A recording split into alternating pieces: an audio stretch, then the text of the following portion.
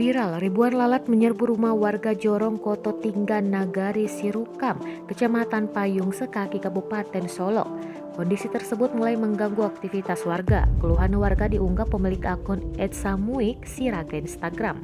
Pemilik akun yang diketahui bernama Rahmat Deni tersebut mengungkapkan mulanya warga mengeluh bau tak sedap yang berasal dari kandang ayam di sekitar pemukiman. Tak hanya bau, kini banyak lalat yang berterbangan hingga masuk ke rumah warga.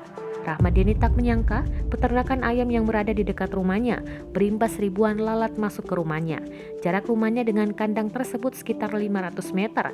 Sementara banyak rumah warga yang berjarak hanya 150 meter dengan kandang ayam tersebut. Menurut Rahmat Deni, lalat-lalat itu sangat menjijikan dan mengganggu sehingga membuat warga semakin jijik, terutama saat makan karena lalat-lalat tersebut hinggap di makanan. Tak hanya tidak nyaman melihat lalat berterbangan, warga juga risih melihat lalat mati. Rahmat Deni menuturkan warga sudah geram dan sangat keberatan dengan kandang tersebut karena lalatnya sangat banyak. Namun mereka tidak tahu mau mengadu ke siapa. Di Jorong Koto Tingga, sebut Rahmat Deni, ada sekitar 200 rumah warga.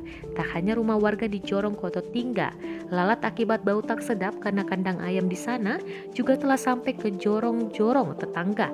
Hanya saja belum terlalu banyak. Menurut Rahmat Deni, pihak Jorong sudah pernah memberi peringatan ke pihak peternak dan pihak peternak komitmen untuk bertanggung jawab, namun hanya bertahan selama 2 bulan. Deni mengungkapkan di Jorong Koto Tingga ada sekitar 7 kandang ayam. Kandang ayam itu berdiri sekitar 2017 lalu. Waktu pertama kali mendirikan usaha, ungkap Rahmat Deni, diduga pihak peternak tidak pernah meminta izin kepada warga sekitar.